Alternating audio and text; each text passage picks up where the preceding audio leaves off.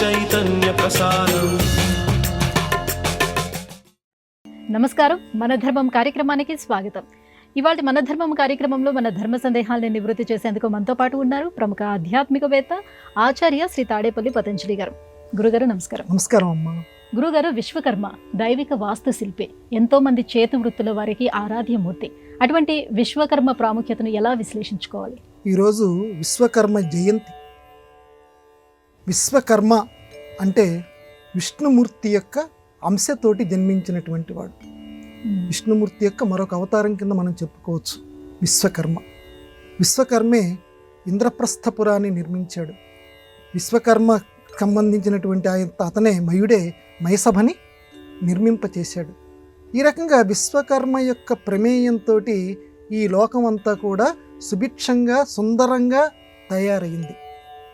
మీరన్నట్లుగా ఆ చేతి పని వృత్తుల వారికి కానివ్వండి, ఇతరపై వృత్తుల వారికి కానివ్వండి, ఒక ఆరాధ్యుడు విశ్వకర్మ. విశ్వం కర్మం అంటే విశ్వాన్ని నిర్మించటం. విశ్వము అంటే ప్రపంచం. ఈ ప్రపంచాన్ని నిర్మించేటువంటి ప్రక్రియ. ప్రపంచం అంటే ఎక్కడికక్కడ ఒక ప్రపంచం. మన ఇల్లు ఒక ప్రపంచం. మన ఇంట్లో ఉన్నటువంటి మనుషులతోటి మన ప్రవర్తన ఒక ప్రపంచం. ఈ ప్రపంచం యొక్క రూపశిల్పి ఎట్లా ఉండాలి. ఎందుకంటే దైవాంశతో సంభవించాడు కాబట్టి, విశ్వం విష్ణువు కాబట్టి విశ్వకర్మ కూడా ఆ రకంగా మనల్ని ప్రేరేపిస్తాడు. ఈ విశ్వకర్మ జయంతి కన్యా సంక్రమణం జరిగినటువంటి రోజున ఈరోజు మనకు వస్తుంది కాబట్టి ప్రధానంగా మనం సూర్యారాధన చేస్తే విశ్వకర్మ యొక్క అనుగ్రహాన్ని వృత్తి పనుల వారందరూ కూడా పొందగలరు. ఎందుకంటే ఈరోజు విశ్వకర్మ అంటే సూర్యుడికి సంబంధించిన వాడని చెప్పి నైఘంటిక అర్థం ఇంకోటి ఉంది విశ్వకర్మ అనే పదానికి. కాబట్టి సూర్యారాధన. నమస్సవిత్రే జగదేక చక్షుషే జగత్ప్రసూతి స్థితి నాశహేతవే త్రయీమయాయ త్రిగుణాత్మకారినే విరించి నారాయణ శంకరాత్మనే అనేటువంటి శ్లోకాలు చాలా ఉన్నాయి. సూర్యస్థుతి ఉన్నాయి. మయూరుడు రాసినటువంటి సూర్య శతకం ఉంది. ఇలాంటివి జపిస్తూ విశ్వకర్మ పేరు తలుచుకుంటూ హే విశ్వకర్మన్ అని ఆయన యొక్క నామం తలుచుకుంటూ ఆ స్థుతుల్లో ఏది నోటికి వస్తే మనం ఈరోజు కనీసం ఒక్క శ్లోకమైనా మనం చదువుకోవాలి. నాకు అవేవి రావంటే విశ్వకర్మ మమ్మల్ని అందరినీ కూడా రక్షించు అని చెప్పి సూర్య భగవాను ఉద్దేశిస్తూ విశ్వకర్మ అనే పేరుతో కనుక పిలిస్తే ఆయన చాలా సంతోషించి మనం కోరుకున్నటువంటి వాటిని, అలాగే మన వృత్తుల్లో నైపుణ్యాన్ని పెంచుతాడు. అది ప్రధానం. ప్రతి వాళ్ళం కూడా మనం ఏదో ఒక వృత్తి చేస్తుంటాం. ఆ వృత్తిలో నైపుణ్యం రావాలి. ఆ వృత్తిలో నైపుణ్యాన్ని ప్రసాదించేటువంటి వాడు విశ్వకర్మ. కాబట్టి నైపుణ్యాన్ని ప్రసాదించు అని చెప్పి హృదయపూర్వకంగా విశ్వకర్మని మనం ఈరోజు ప్రార్థిద్దాం. అలా అందరికీ నైపుణ్యం రావాలని, అందరూ నైపుణ్యవంతులు కావాలని కోరుకుందాం. గురుగారు, ఇంతకుముందే మీరు చెప్పినట్టు ఈరోజు కన్యా సంక్రమణం. సంక్రమణాలలో కన్యా సంక్రమణం ప్రత్యేకత ఏమిటి? మనందరికీ బాగా తెలిసింది మకర సంక్రమణం. అందరికీ తెలుసు. అంటే సూర్యుడు మకర రాశిలోకి వస్తే మకర సంక్రాంతి. సంక్రాంతి సంక్రమణం అన్న సంక్రాంతి అన్న ఒకటి, ప్రవేశించుట. అట్లాగే సూర్యుడు కన్యారాశిలోకి ఈరోజు వస్తాడట. అందుకే దీన్ని కన్యా సంక్రమణము అంటారు. కన్యా సంక్రమణం అంటే సూర్యుడు కన్యారాశిలోకి రావటం. సూర్యుడు కన్యారాశిలోకి వస్తున్నాడు కాబట్టి ప్రధానంగా ఇక్కడ మనం సూర్య భగవానుడి యొక్క ఆరాధన. ఇందాక మనం చెప్పుకున్నట్లుగానే విశ్వకర్మ జయంతి, కన్యా సంక్రమణం అన్నీ ఒకే రోజు వస్తున్నాయి కాబట్టి కన్యా సంక్రమణం రోజు కూడా ఇది సూర్యుడికి సంబంధించినటువంటిది కాబట్టి సూర్య భగవానుడి యొక్క ఆరాధన చేయాలి. ఎందుకంటే సంక్రమణము అంటే మార్పు కాబట్టి మార్పు సంభవించేటువంటి సమయంలో కొన్ని ఘర్షణలు తలెత్తుతుంటాయి. అది మానసికంగా కావచ్చు, శారీరకంగా కావచ్చు. చుట్టూ ఉన్నటువంటి ప్రకృతి మన మీద ప్రభావం చూపిస్తుంది. ఉన్నట్లుండి చూడండి, ఇప్పుడు ఏదో మామూలుగా ఆంగ్ల పరిభాషలో చెప్పాలంటే సీజనల్ వ్యాధులు అని చెప్పి సీజనల్ మార్పు వచ్చింది కదండి అంటుంటాం కదా. ఆ రకంగానే ఉన్నటువంటి వాతావరణం ఇంకొక దిశగా మారిపోతుంటుంది. కాబట్టి ఈరోజు ఆరోగ్యం భాస్కరాదిచ్చేత్. ఆరోగ్యం భాస్కరుడు ఇస్తాడు కాబట్టి ఆరోగ్యాన్ని ఇచ్చేటువంటి ఆ భాస్కరుణ్ణి ఉద్దేశించి మనం చక్కగా ఈరోజు ప్రార్థన చేయగలగాలి. చేయగలిగినటువంటి వాళ్ళు సూర్య నమస్కారం చేయగలగాలి. ఈరోజు ప్రధానంగా సూర్య నమస్కారాలను ఉన్నాయి, అవి చాలామందికి తెలుసు. వాటిని సూర్య నమస్కారాలు చేస్తే ఆ సూర్య భగవానుడు చాలా సంతోషిస్తాడు ఈ కన్యా సంక్రమణంలో. అందుకని కన్యా సంక్రమణం రోజు కనుక సూర్య భగవానుడిని కనుక బాగా ఆరాధిస్తే, మన పెద్దవాళ్ళు ఇంకొక విషయం కూడా చెప్పారు, కన్యలకి వివాహం అయ్యేటువంటి అవకాశం కూడా చాలా ఎక్కువగా ఉంది. ఎందుకంటే కన్యా రాశిలోకి ప్రవేశిస్తున్నాడు కాబట్టి ఎవరైతే అవివాహితులైనట్టుంటారో వారు కానీ, వారు మేము చేయలేమని అంటే వారి తరపున చేయగలిగినటువంటి వాళ్ళు ఎవరన్నా ప్రధానంగా ఏ దైవాన్ని ఆరాధించమన్నారంటే సూర్య భగవాను ఆరాధించమన్నారు. ఈరోజు అధిష్టాన దేవత సూర్య భగవానుడు కాబట్టి సూర్యుడిని అందరూ ఆరాధించి చక్కగా ఆ సూర్య భగవానుడి అనుగ్రహాన్ని పొంది నైవేద్యం పెట్టండి స్వామికి. ఆయన పళ్ళు లేనివాడు కాబట్టి పాయసం లాంటిది పెట్టి మన మాఘమాసంలో గనక రథసప్తమి నాడు ఎలా చేస్తామో అలాగే ఉన్నంతలో మనం ఈ యజ్ఞంకి ఎలా చేస్తామో యజ్ఞంలో యజ్ఞశేషంలాగానే చక్కగా సూర్య భగవానుడికి నమస్కారం చేసి కొంత నైవేద్యాన్ని ఆయనకి చూపించి దాన్ని అందరం ప్రసాదం కింద పుచ్చుకోండి. అనుకున్నది జరగటానికి హెచ్చు అవకాశం ఉంది ఈ కన్యా సంక్రమణం రోజున. సూర్య భగవానుడికి నమస్సులు. గురువుగారు, అలాగే ఏకాదశి తిథులకు అనేక పేర్లు ఉన్నాయి. అందులో భాగంగా ఈరోజు ఇందిరా ఏకాదశి కూడా. మరి దీని ప్రశస్తి ఏంటి? ఇందిరా ఏకాదశి మీరన్నట్లుగానే మనకు చాలా ఏకాదశులు, అందులో చాలా ప్రసిద్ధమైనటువంటి తొలి ఏకాదశి అనేది మనం అందరం బాగా చెప్పుకుంటాం. ఇది కొంచెం బాగా మరుగున పడినటువంటి ఏకాదశి ఇందిరా ఏకాదశి అనేటువంటిది. కానీ ఇది కూడా మన నిత్య ధార్మిక గ్రంథాల్లో రాయబడి ఉంది. దాన్ని మనం ప్రపంచానికి బాగా తెలియచేద్దాం. ఇందిరా అంటే లక్ష్మీదేవమ్మ, లక్ష్మీదేవికి సంబంధించినటువంటి ఏకాదశిట ఇది. అంటే ఒక్కొక్క ఏకాదశి నాడు అసలు ఏకాదశి తిథి అంటేనే విష్ణుమూర్తికి చాలా ఇష్టం అని చెప్పాం.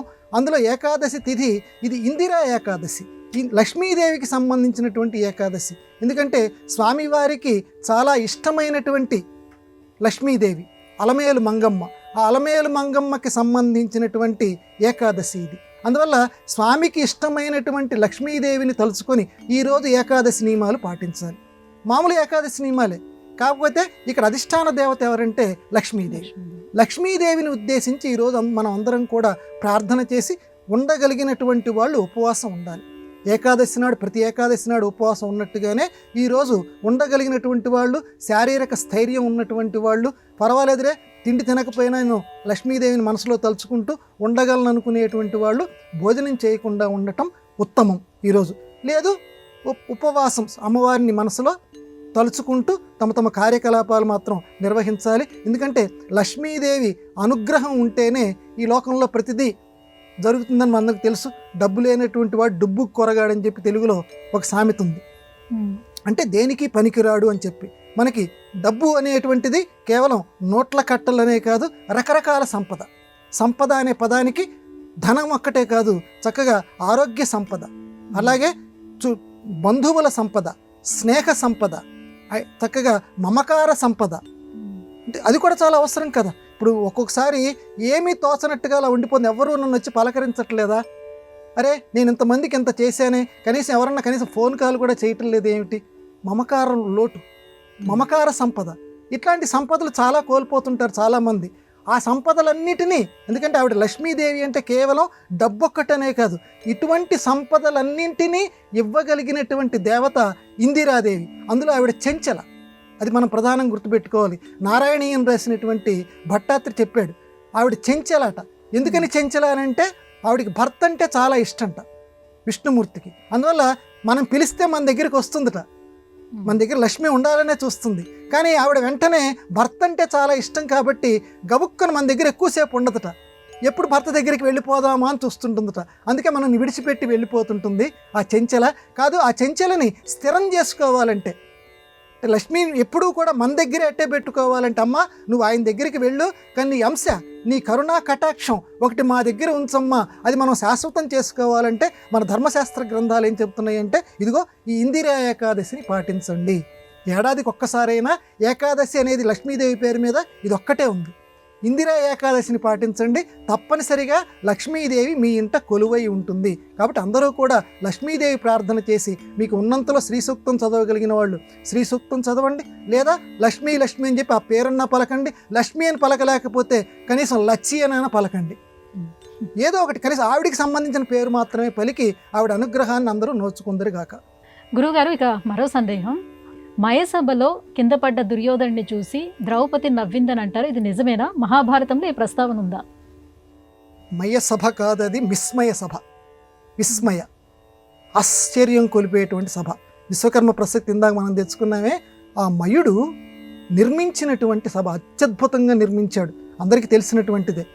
అంటే ఉన్నది లేనట్టు, లేనిది ఉన్నట్టు. జలాశయం ఉందనుకున్నాడు దుర్యోధనుడు, అందులోకి వెళ్ళి అక్కడేమో జలాశయం లేదు. అక్కడేదో బొమ్మ ఉందనుకున్నాడు, ఆ బొమ్మను వెళ్ళి తాకబోతుంటే ఆ బొమ్మ అక్కడ లేదు. ఇట్లా చాలా జరిగినాయి అద్భుతంగా. ఇంతకు ముందు ఎప్పుడు చూడ ఇంద్రజాల మహాసభ అనమాట అండి, ఇంద్రజాల మయసభ. అట్లాంటి ఆ మయసభలో దుర్యోధనుడు ఒక చోట ఎక్కడో జలాశయంలాగా కనిపించింది. అరే, ఇంత భవనంలో ఈ జలాశయం ఉందేమిటి సుమా అని చెప్పి ఆ కట్టుకున్నటువంటి ఆ దోవతీని కొంచెం ఇలా పైకి తీసి ఇక్కడ ఏదో జలాశయం ఉంది కదా అని చెప్పి ఈ దోవతీని కొంచెం పైకి తీసి నడవబోయాడు. నడవబోతుంటే అక్కడ జలాశయం లేదు, ఏమీ లేదు. ఓ రౌరౌరౌరా ఇది అనుకున్నాడు. ఇంకొక చోట జలాశయం అనేది మామూలుగా పెయింటింగ్ లాగా, చిత్రంలాగా అక్కడ వేసింది. ఏది పద్మాలు ఇవన్నీ కూడా అక్కడ ఏదో జలాశయం ఉన్నట్టుగా. ఔరౌరా, ఇందాక నేను జలాశయం అనుకోని చెప్పి భ్రమపడ్డాను, అసలు జలాశయం అంటూ ఏమీ లేదు ఇక్కడ అని చెప్పి మామూలుగానే ఇలా టీవీగా ఇలా నడవబోయి ఒక్కసారి అక్కడ జలాశయం ఉంది, టక్కున అందులో కూలబడ్డాడు. ఇది పక్క నుంచి చూశారు. ఎవరెవరు చూశారంటే భీమసేనుడు చూశాడు, అలాగే అర్జునుడు చూశాడు, నకుల సహదేవులు చూశారు. ఆ సమయంలో అక్కడ ద్రౌపది లేదు, ధర్మరాజు లేడు, కృష్ణుడు లేడు. ఇది సంస్కృత మహాభారతంలో ఉన్నటువంటి విషయం. సాధారణంగా ఎవరికైనా అది పరిహాసం చేయాలని కాదు, ఎవరైనా ఉన్నట్టుండి అలా పడితే ఎవరికైనా నవ్వు వస్తుంది, సహజం కాదు ఎవరికి, అది మానవ సహజం. అందువల్ల అర్జునుడు నవ్వాడు, భీమసేనుడు నవ్వాడు, నకులుడు నవ్వాడు, సహదేవుడు నవ్వాడు. ఊరికే అలా పడితే అనిపిస్తుంది కదా. వాడు అభిమానతుడు, అవురా నన్ను చూసి మీరు నవ్వుతారా అని చెప్పి కుళ్ళుకున్నాడు. తర్వాత ధర్మరాజు జాగ్రత్తగా పిలిపించి అరే ఎంత పొరపాటు జరిగిపోయిందని శుభ్రమైనటువంటి పొడి వస్త్రాలు అవన్నీ ఇప్పించాడు, చక్కగా ఆత్మీయతతోటి పలకరించాడు. ఇవన్నీ జరిగింది. కాకపోతే ఇక్కడ మన వాళ్ళందరూ ఏం చేశారంటే ద్రౌపదీదేవి చూసి నవ్వింది, అందువల్లే ద్రౌపదీదేవికి అంత పరాభవాన్ని దుర్యోధనుడు ఆ సభలో చేశాడు అని మన వాళ్ళు చెప్పారు. ఇది సంస్కృత మహాభారతంలో వ్యాస భగవానుడి యొక్క భారతంలో ద్రౌపది నిజానికి ఆ సమయంలో అక్కడ లేనే లేదు. ఆవిడ నవ్వను కూడా నవ్వలేదు. ఆవిడ ఉంటే కదా నవ్వేది. కానీ ఆ రకంగా ప్రచారంలోకి వచ్చింది. కానీ తెలుగు భారతంలో నన్నయ్య గారు రాసినటువంటి భారతంలో మాత్రం ద్రౌపది నవ్వింది అని ఉంది. అది ఆయనకి ఏ ప్రతి దొరికిందో మరి, కానీ సంస్కృతం ప్రతిలో మాత్రం ఎక్కడా కూడా ద్రౌపది నవ్వినట్టు లేదు. కాబట్టి లేని ద్రౌపదిని దుర్యోధనుడు అతనికి ఉన్నటువంటి ఆ లోపల మండుతున్నటువంటి ఆ ఈర్ష్యకి ద్రౌపది పేరు పెట్టుకొని ద్రౌపదిని అవమానించాడు. కానీ వాళ్ళకున్నటువంటి సంపదను చూసి కుళ్ళుకొని ఆ పాండవుల్ని ద్రౌపదిని అవమానించాలని చెప్పి అంత దురాగతానికి ఒడిగట్టాడు. కానీ నిజానికి ఆ సమయంలో ద్రౌపది అక్కడ లేనే లేదు. ఇది స్పష్టం. కాబట్టి ఈ విషయం అందరూ తెలుసుకోండి. ఎందుకంటే సంస్కృత భారతమా తెలుగు భారతమా అనే ప్రసక్తి వచ్చినప్పుడు పెద్దవాళ్ళు ఏం చెప్పారంటే సంస్కృత భారతంలో ఉన్నది ప్రామాణికంగా తీసుకోవాలని చెప్పారు. కాబట్టి అది వ్యాస భగవానుడు రచించినటువంటి సంస్కృత భారతంలో ఎక్కడా కూడా ద్రౌపది ప్రసక్తి లేదు. ఈ విషయం అందరూ గ్రహించెదరుగాక. గురుగారు, ఉత్తమ గతులు అంటే ఏమిటి? వేదశాస్త్రం ప్రకారము ఈ గతుల గమనం ఎలా ఉంటుంది? జీవుడు 4 రకాలుగా గతులు పొందుతాడమ్మా, మన వేదాంత శాస్త్రం చెప్తుంది. 1 జీవన్ముక్తులు, 2 క్రమముక్తులు, తర్వాత కామ్యకర్మముక్తులు, తర్వాత నిష్కామ కర్మనిష్ఠితులు. ఇందులో మొట్టమొదటికి వద్దాం. జీవన్ముక్తులు అంటే వాళ్ళు బతికుండగా ఎవరికైనా సరే ఈ శరీరాన్ని ధరించిన తర్వాత కొంతకాలానికి ఈ శరీరాన్ని విడిచిపెట్టాలి. కానీ జీవించి ఉన్నప్పుడే ముక్తిని పొందేటువంటి వాళ్ళు జీవన్ముక్తులు. వాళ్ళు పైకి ఎక్కడా వెళ్ళరమ్మా. ఈ చుట్టూ ఉన్నటువంటి సృష్టి ఏదైతే ఉందో ఇదంతా కూడా బ్రహ్మస్వరూపమే. కాబట్టి ఈ సృష్టిలోనే వాళ్ళు కలిసిపోతారు. అలాంటి వాళ్ళని జీవన్ముక్తులు అంటారు. అంటే బ్రహ్మజ్ఞానం పొందినటువంటి వారు. రమణ మహర్షి, నడిచే దైవం కంచిస్వామి, ఇలాంటి వాళ్ళందరూ కూడా జీవన్ముక్తులు, ఉత్తమగతులు. ఇక 2వది క్రమముక్తులు అంటే పితృయానము, దేవయానము ఇలాంటి చనిపోయిన తర్వాత ప్రతి జీవికి కొన్ని మార్గాలు ఉంటాయి. ఈ క్రమముక్తులంటే వీళ్ళు బాగా బతికున్నప్పుడు చక్కగా కర్మలు చేస్తారు.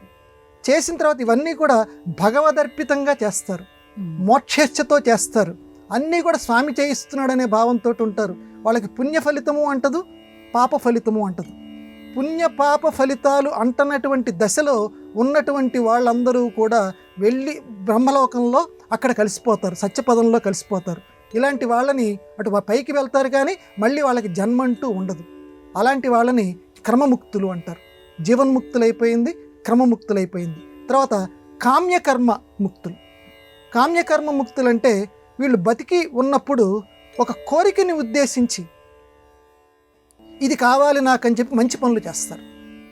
నాకు స్వర్గం కావాలి అని మంచిగా దాన ధర్మాలు చేస్తారు, మంచిగా ఎవరికైనా సరే చలివేంద్రాలు అవి కట్టిస్తారు, అన్ని అన్నదానాలు చేస్తారు. ఇలాగా ప్రజలకు ఉపయోగకరమైనటువంటి పుణ్య కార్యక్రమాలే చేస్తూ ఉంటారు. వీళ్ళు కామ్యకర్మ, మంచిగా నాకు జరగాలి, దేవుడు నన్ను అనుగ్రహించాలి, నాకు స్వర్గం కావాలని. వీళ్ళు చనిపోయిన తర్వాత చక్కగా స్వర్గలోకానికి వెళ్తారు. స్వర్గలోకానికి వెళ్ళిన తర్వాత ఈ పుణ్య ఫలితం ఎంతవరకు ఉందో వీళ్ళు దేవయాన మార్గం గుండా వెళ్తారట చనిపోయిన తర్వాత. ఇది భగవద్గీతలో కూడా ఈ విషయమే చెప్పారు. దేవయాన మార్గం గుండా వెళ్ళిపోయిన తర్వాత అక్కడ ఈ పుణ్య ఫలితం ఎంతవరకు ఉందో అంతవరకు స్వర్గ సుఖాలు అనుభవిస్తారు అద్భుతంగా. పుణ్యం క్షయమైపోయిన తర్వాత, పుణ్యం ఫలితం నశించిపోయిన తర్వాత మళ్ళీ మానవ జన్మెత్తుతారు వీళ్ళు. ఇక నాలుగోది ఉంది, వీళ్ళు పాపముక్తులు అన్నమాట. అంటే నాలుగోది పాపానికి సంబంధించినటువంటిది. అంటే మానవుల్లో పాపం సంబంధించినటువంటి జీవులే ఎక్కువ మంది ఉంటారు. అంటే వీళ్ళు పుణ్యాన్ని ఆశిస్తారు కానీ పాప పనులు చేస్తారు. వాళ్ళు ఆశించేదేమో పుణ్యం కానీ పాప పనులు చేస్తారు. కాబట్టి చనిపోయిన తర్వాత మళ్ళీ ఆ పాప ఫలితాన్ని అనుభవించడానికి మళ్ళీ జన్మెత్తాల్సి వస్తుంది. వీళ్ళు పితృయాన మార్గం అంటారు. పితృయాన మార్గంలో వెళ్తారు చనిపోయిన తర్వాత. కాబట్టి అనేక వేల జన్మలు ఎత్తుతూ ఉంటుంటారు వీళ్ళకి గతులు రావు. ఎందుకంటే పుణ్యం ఇచ్చంతి కానీ పాపం చేస్తుంటారు. కాబట్టి ఇలాంటి మానవుల సంఖ్య మన ప్రపంచంలో ఎక్కువ మంది ఉంటుంటుంది. పాపకర్మలే చేసేటువంటి వాళ్ళు. వీళ్ళకి ఎప్పుడూ కూడా మోక్షం అనేది దరిదాపుల్లోకి రాదు. కాబట్టి జీవులందరూ కూడా ఇదిగో ఈ 4 రకాల మార్గాల్లో ఉంటారు. ఇందులో ప్రధానంగా మొదటిది చాలా అత్యుత్తమమైనటువంటిది. ఆ స్థితికి రమణ మహర్షి అలాంటి స్థితికి మనం రాలేమనుకుంటే కనీసం రెండో దానికైనా ప్రతి వాళ్ళం కూడా ఏది కూడా పుణ్య ఫలితాన్ని ఆశించొద్దు, పాప ఫలితాన్ని ఆశించొద్దు. కర్మని మాత్రం చేస్తుండు, భగవదర్పితంగా చేస్తూ ఉండు. నేను మాట్లాడాను, ఆహాహా నేను కదా చేశాను అనే భావాన్ని ఏనాడూ తెచ్చుకోకు. స్వామి మాట్లాడిస్తున్నాడు. మూకం కరోతి వాచాలం. ఆ అమ్మ మోగవాడిని కూడా పలికించగలదు, లేకపోతే వాడిని గుడ్డివాడిని చేసేస్తుంది, మోగవాడిని చేసేస్తుంది. రెండూ చేయగలిగిన శక్తి అమ్మవారికే ఉంది, లేదా దేవుడికే ఉందని భావిస్తూ అంతటా ఆమెనే చూస్తూ లేదా ఆ స్వామినే చూస్తూ ప్రతి పని చేస్తూ ఉండు. నీకు పుణ్య ఫలితం అంటదు, పాప ఫలితం అంటదు. చక్కగా క్రమముక్తిత్వాన్ని పొందగలవు. కాబట్టి రెండోది మాత్రం మానవుడి చేతుల్లో ఉంది. దానికోసం అందరూ కూడా ప్రయత్నం చేయాలి. గురుగారు, యోగ శాస్త్రాన్ని ఆవిష్కరించిన పతంజలి మహర్షి ఎన్నో విషయాల్ని ప్రస్తావించారు. అందులో 3 ముఖ్యమైన లక్షణాలను ఎలా మనం విశ్లేషించుకోవాలి? యోగేన చిత్తం, వాచాం పదేన, తర్వాత మలం శరీరస్య, యోపాకరోత్ తం ప్రవరం మునీనాం పతంజలిం ప్రాంజలి రానతోస్మి అని ఒక శ్లోకం ఉంది. యోగేన చిత్తస్య, ఆయన ప్రధానంగా 3 శాస్త్రాలు రచించేట పతంజలి మహర్షి, ఆదిశేషుడి యొక్క అవతారం. ఏంటంటే యోగేన చిత్తస్య, యోగశాస్త్రం రాసి మనస్సుని నియమించాడు. ఆయన రాసినటువంటి యోగ సూత్రాలు ఇప్పటికీ కూడా ప్రసిద్ధి. ఇప్పటికీ కూడా మన భారతదేశంలో యోగా దినోత్సవం మనందరం కూడా జరుపుకుంటూ ఉంటున్నాం. కాబట్టి ఆరోగ్యాన్ని కల్పించాడు. ఇంకోటి ఆరోగ్యం ఒక్కటే కాదు, మానసిక ఆరోగ్యాన్ని యోగేన చిత్తస్య అంటే మనస్సుని నియమంతో ఉంచుకోవటం, దాన్ని కూడా మహానుభావుడు చేశాడు. ఎలా చేయాలో ఆ యోగ సూత్రాల్లో చెప్పాడు. ఇక తర్వాత వాచా పదేన, చక్కగా వ్యాకరణ శాస్త్రం రాశాడు. అంటే ఏ పదం ఎలా పలకాలి, ఎలా పలికితే చక్కటి మనకు ఫలితం లభిస్తుంది, పలక్కపోతే ఎటువంటి అశుభం జరుగుతుంది, ఎటువంటి విపరీతార్థాలు వస్తాయి, అవన్నీ తెలిసేటట్లుగా వ్యాకరణ శాస్త్రం, పాణిని రాసినటువంటి అష్టాధ్యాయి అనేటువంటి వ్యాకరణ శాస్త్రానికి పతంజలి మహర్షి వ్యాకరణం మహాభాష్యం అని రాశాడు. మహాభాష్యం అంటే దాని వివరణ. ఇప్పటికీ కూడా దాన్ని శిరోధార్యంగా అందరూ భావిస్తారు. ఆదిశేషుడి అవతారమైన పతంజలి యోగానికి సంబంధించేమో యోగ సూత్రాలు రాశాడు. చక్కటి మాట కోసం, ఉచ్చారణ ఎలా ఉండాలి తెలియజేయటం కోసం పతంజలి మహాభాష్యం రాశాడు. ఉదాహరణకి సుకరము, సూకరము అంటే ఏ పదాన్ని దీర్ఘం పెట్టాలి, ఏ పదాన్ని హ్రస్వంగా పలకాలి. పలకలేదనుకో విపరీతార్థాలు వచ్చి ఆ పాప ఫలితం నీకు వస్తుంది. ఉదాహరణకి సుకరమన్నం, సుకరం అంటే తేలిక, సూకరము పంది. చూడండి, తేలిక అంటే ఒక చిన్న అక్షరాన్ని ఈ పర్వాలేదులే దీర్ఘం పలికినా సరే హ్రస్వం పలికినా సరే అంటే కాదు, ఇలాంటివి హెచ్చరించాడు.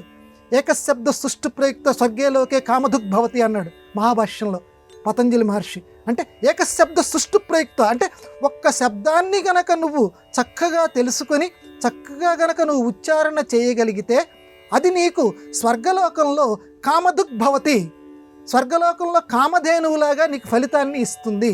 అంటే ఆ స్వర్గలోకంలో కామధేనువు కోరిన ఫలితాలు ఏ రకంగా ఇస్తుందో ఈ లోకంలో కూడా నువ్వు పలికినటువంటి శబ్దం, అరే వీడు ఇంత చక్కగా పలుకుతున్నాడే అని చెప్పి సరస్వతీదేవి మన అనుగ్రహిస్తుందట.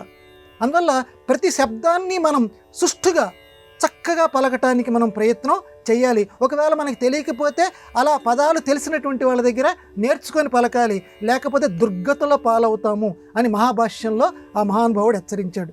తర్వాత మలం శరీరస్య, మలం అంటే ఈ శరీరానికి సంబంధించి వ్యాధుల్ని పోగొట్టడానికి ఆ పతంజలి మహర్షి ఆయుర్వేద శాస్త్రం రాశాడు. కాబట్టి చూడండి, ఆ మహానుభావుడు చక్కగా యోగ సూత్రాలు రాశాడు, తర్వాత మనస్సుకి శాంతి ఉండటం కోసం, తర్వాత ఏమో వ్యాకరణ మహాభాష్యం రాశాడు, ఆరోగ్యానికి సంబంధించి చక్కగా ఆయుర్వేదాన్ని సృష్టించాడు ఆ మహానుభావుడు. ఈ రకంగా యోపాకరోత్, ఈ రకంగా చక్కటి ఆరోగ్యాన్ని, శరీరంలో ఉండేటువంటి మలినాల్ని పోగొట్టేటువంటి ఆ శాస్త్రాన్ని రచించినటువంటి తం ప్రవరం మునీనాం, మునుల్లోకెల్లా శ్రేష్ఠుడైనటువంటి ఆ పతంజలికి ప్రాంజలి రానతోస్మి, నేను చక్కగా నా అంజలి జోడించి, అంజలి అంటే దోసిలి, నమస్కారం, నా నమస్కారం చేస్తున్నాను నేను. ఎందుకంటే ఆయన పేరు గనక స్మరిస్తే మనకి ఈ 3 శాస్త్రాలు మనం పూర్తిగా చదివినా చదవకపోయినా ఆ 3 శాస్త్రాల్లో నైపుణ్యం మనకి లభిస్తుందట. ఆ పేరు స్మరించినందువల్ల వచ్చేటువంటి పుణ్యం మనకి కలుగుతుంది. అటువంటి గొప్పవాడు పతంజలి మహర్షి. ఆయన పేరుని నా చేత మీరు ఈరోజు స్మరింపచేశారు. ధన్యవాదాలు. గురుగారు, మన దేశానికి భారతదేశం అని పేరు. అయితే భరతుని పేరిట ఎంతో మంది ఉన్నారు. ఎవరి పేరు మీద ఈ దేశానికి భారతదేశం అని పేరు వచ్చింది? బాగుందమ్మా, మీరు అన్నట్లుగానే భరతులు చాలామంది మనకు కనపడతారు. కొంతమందిని చెప్పుకుందాం. జడభరతుడు అని ఒకడున్నాడు, అలాగే దుష్యంతుడి కొడుకు భరతుడు ఒకడున్నాడు, అట్లాగే రాముడి యొక్క తమ్ముడు, శ్రీరామచంద్రమూర్తి యొక్క తమ్ముడు భరతుడు ఒకడున్నాడు. ఈ భరతుల్లో ఏ భరతుడి పేరు మీదుగా ఈ భారతదేశం అనేటువంటి పేరు వచ్చింది? 3 పేర్లు భరతుడే కదా. అంటే మన వాళ్ళు పెద్దవాళ్ళందరూ కూడా ఒక విశ్లేషణ చేసుకుంటూ వచ్చారు. నాయన, ఇందులో ఈ శకుంతల దుష్యంతులకి జన్మించినటువంటి భరతుడు ఉన్నాడు చూడు, ఆ భరతుడి పేరు మీదుగానే ఈ భారతదేశానికి భారతదేశం అనేటువంటి పేరు వచ్చింది. మిగిలినటువంటి భరతుల పేర్ల మీదుగా ఈ దేశానికి భారతదేశం అనేటువంటి పేరు రాలేదు. ఎందుకనంటే భరతుడి యొక్క కొడుకు సుహోత్రుడు, సుహోత్రుడి యొక్క కొడుకు హస్తి. హస్తి అనేటువంటి వాడు నిర్మించినటువంటి నగరం హస్తినాపురం. హస్తినాపురం అంటే ఈరోజు మన దేశ రాజధాని ఢిల్లీ. కాబట్టి ఢిల్లీ ఇది మనకి ప్రమాణంగా తీసుకోవాలి అన్నారు. ఎందుకంటే భరతుడి కొడుకు సుహోత్రుడు, ఆ సుహోత్రుడి కొడుకు హస్తి, ఆ హస్తి పేరు హస్తి నిర్మించినటువంటి నగరం కాబట్టి హస్తినాపురం. కాబట్టి ఈ దేశానికి భారతదేశం అనే పేరు ఇదిగో ఆ భరతుడి వల్లే వచ్చింది. ఎవరి వల్ల అంటే దుష్యంతుడు శకుంతలకి జన్మించినటువంటి భరతుడి పేరు మీదుగానే వచ్చింది. ఆ మిగిలిన 2 భరతుల పేర్ల మీదుగా ఈ భారతదేశం అనే పేరు రాలేదు అని మన వాళ్ళు చెప్పారు. అయితే ఎంత గమ్మత్ అంటే అందరూ వినే ఉంటారు, నీ భరతం పడతా చూడు అనే ఒక మాట ఉంది. పాపం పండెను నేడు నీ భరతం పడదు. భరతం పడతా అంటే భరతం అని అంటే ఇక్కడ కూడా భరతుడి యొక్క పేరు ఉందంటే భరతుడు అనేటువంటి వాడు నిజానికి మన భారతదేశం పేరు చూడండి ఎంత గొప్పదంటే, భా అంటే కాంతి, రత అంటే ఆనందం. మన భారతదేశం పేరులోనే కాంతి ఉంది, రత అంటే ఆనందం. అంటే భరతుడి పేరులోనే ఆ 2 ఉన్నాయి. కాబట్టి భరతం పట్టేవాడు ఎప్పుడూ కూడా కాంతి మంతంగా ఉంటాడు, కాంతి చూపిస్తాడు, చీకట్లో ఉన్నటువంటి వాళ్ళని వెలుగులోకి తీసుకొస్తాడు, దుఃఖించేటువంటి వాళ్ళని ఆనందంలోకి తీసుకొస్తాడు. అందుకే మన భారతదేశం కర్మభూమి. ఏ దేశానికి లేని ప్రత్యేకత ఏంటంటే ఎవరైనా సరే చక్కటి ఫలితాన్ని పొందాలి అంటే, మోక్షం పొందాలంటే ఏ దేశంలోనూ నువ్వు పొందలేవు, నా భారతదేశానికి రావాల్సిందే. కేవలం కర్మభూమి అనేటువంటి పేరు మన భారతదేశానికి మాత్రమే ఉంది. కాబట్టి అంత గొప్ప విశిష్టత కలిగినటువంటి ఈ భారతదేశానికి భరతుడు మూలకారకుడు. ఆ భరతుడు ఎవరంటే దుష్యంతుడు శకుంతలకు సంబంధించినటువంటి కుమారుడు. అతని పేరు మీదుగానే భారతదేశం అనే పేరు వచ్చింది. గురుగారు, ఇవాళ మన ధర్మం కార్యక్రమంలో మాకు వచ్చినటువంటి ఈ ధర్మ సందేహాలన్నీ కూడా నివృత్తి చేసినందుకు ధన్యవాదాలండి. నమస్కారం అమ్మా. ఇది ఇవాళ మన ధర్మం కార్యక్రమం. రేపు మన ధర్మం కార్యక్రమంలో మళ్ళీ కలుసుకుందాం. నమస్కారం. ఈ కార్యక్రమాన్ని తిరిగి చూడాలనుకుంటే www.youtube.com/ETV Life Spiritual లో చూడవచ్చు.